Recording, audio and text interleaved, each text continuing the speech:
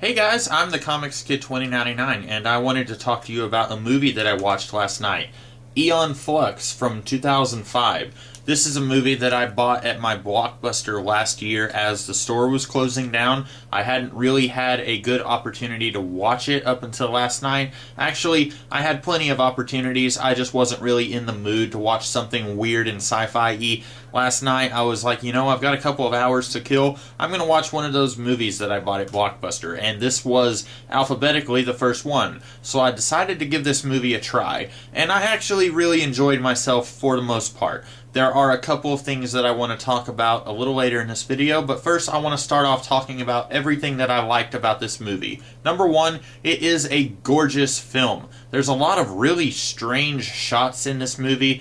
A scene where somebody is passing a pill from their mouth to someone else's mouth while they are making out. That was really weird. There's a scene where a flower is coming out of their mouth, I guess. It's kind of hard to explain. It's in their head.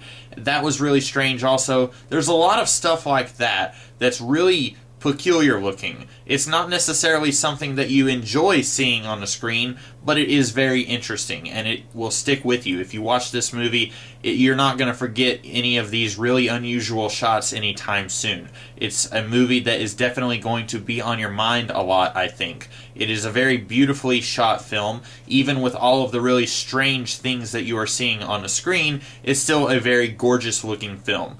Not often enough do I get to say that movie looked really nice. Usually I just come away from a movie saying, okay, it looked alright, and then I start talking about the plot and the characters and stuff like that. This is a movie, one of the first things that came to mind while I was watching this film was, that looks amazing. That looks really beautiful. That looks incredible. A lot of just really amazing looking cinematography in this movie. It definitely holds up, as this movie is almost 10 years old by now. There's some movies from a little over 10 years ago, you look at the CGI and you're like, ew, that did not work very well nowadays. It looks really fake. Not a lot of this movie looks very fake. It looks pretty good even almost 10 years later. Another thing I loved, a lot of the acting in this movie is really amazing. I am not familiar with a lot of these actors. Charlize Theron plays Aeon Flux.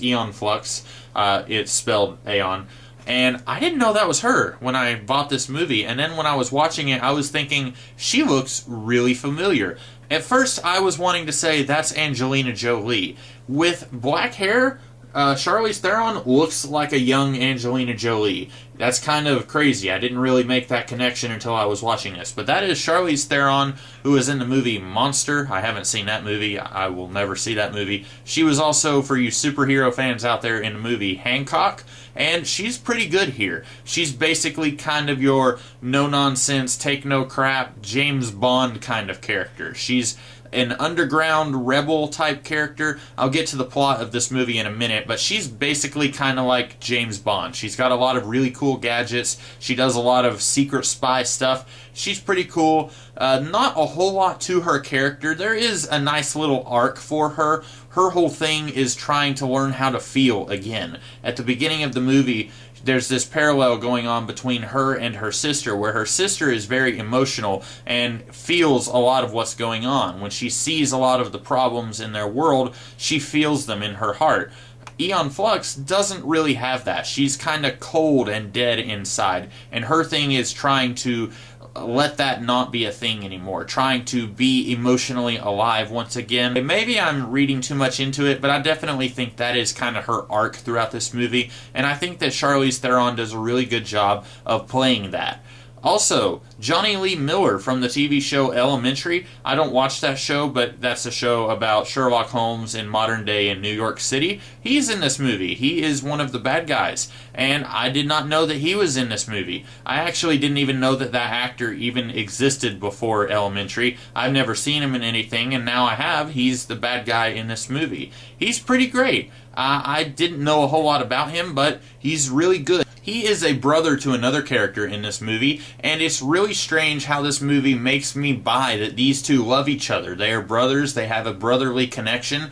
At the same time, Johnny Lee Miller, he is playing a guy who has put a hit out on his brother. So he wants to have his brother killed, and at the same time, I can still believe that these two love each other very much. It's really strange how this movie makes me believe that they do love each other, and at the same time, one of the brothers is trying to have the other one killed. That's very great of this movie to be able to pull that off, I think. I mentioned that there were a couple of things about this movie that I did not really care for. The first being, this movie lives on a couple of really big contrivances, and they are so fundamentally huge, it was really hard for me to stay in the movie once I saw these contrivances. I said, wow, how incredibly convenient is that? What are the odds? For example, this is kind of a spoiler. This movie is set in the future, 400 years in the future. And Aeon Flux, she is a rebel in the rebel movement called the Monarchans. And you've got the royal family, they are the Good Child. And for 400 years, the Good Child family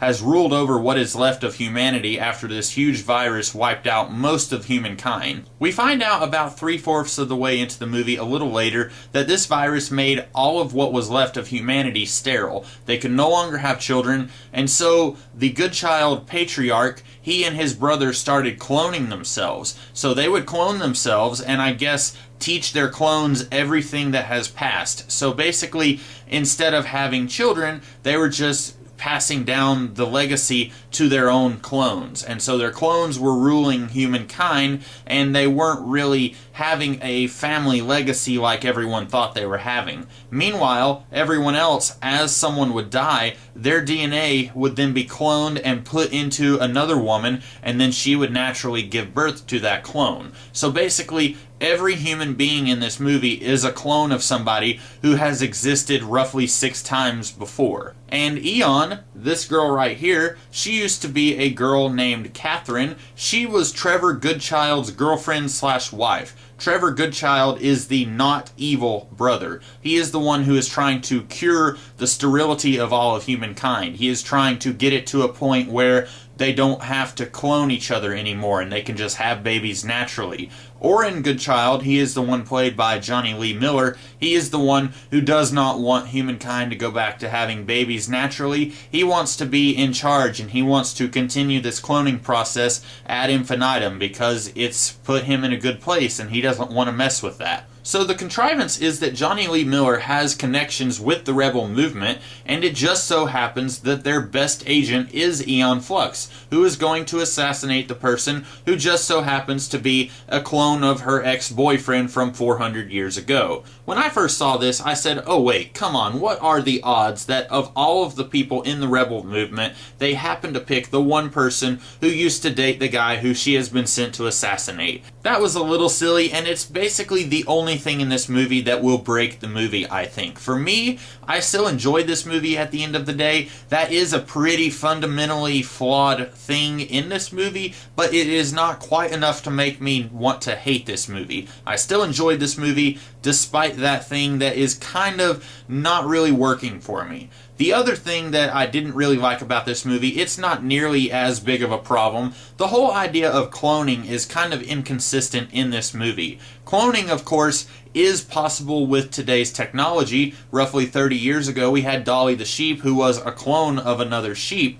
The way it is done in real life is that you take the DNA of somebody and then you grow it as a fetus, and then it grows up at a normal rate. So the way it works is, if you wanted to clone me right now, you would have to take my DNA and then put it in a pregnant woman, and then she would give birth, and then that baby would grow up at a normal rate. So you wouldn't have a clone who looks exactly like me right now, because that baby is going to grow up at the same rate that everyone else does. And so, just based on this logic, that baby is not going to have any memories of any of its previous predecessors, I guess you could call them. It is going to have its own memories because from infancy it is basically just a normal human being. And yet this movie kind of plays around with that, where you've got someone like Aeon, who is a clone of someone who existed 400 years ago, and somehow she has the memories of that person who existed 400 years ago. I don't really think that works at all. That's not how science works. Within the context of this movie, that shouldn't be how cloning works. I would would be okay with it if this movie said, okay, we can clone someone, and the clone will wake up and they will have all of the memories of the person that they were cloned from up until the point where they were cloned. If they wanted to do that, for example, the movie Multiplicity basically did that. If they wanted to do that, then I would buy it. But this movie presents to us what is basically real cloning, and then they want to try and throw in these magically inherited memories. It really does not work at all. Those were really my only two big problems with this movie. This is a movie that I think I will watch again and again. I wish I had discovered this movie much earlier than what I had. I really enjoyed watching it. I don't often enough have a movie where I watch it and I just love almost everything about it. This was a really fun movie. If you like science fiction adventure movies, I would suggest that you watch this movie. It's also about something. Very seldom do I have a movie that I watch that I feel like is actually about something. I really feel like this movie is trying to say something. I'm not going to waste any more time of this video trying to tell you what it is about. I think maybe you should go and watch this movie and find out for yourself, what is this movie trying to say to us today as a society. So, I enjoyed the movie. Did you guys like it? If you have seen the movie, let me know what you thought in the comments below. Also, if you enjoyed this video, be sure to like, share, comment, and subscribe. And I will be back probably tomorrow with another kind of video. So, until then, I'll see you guys later. Have a great day.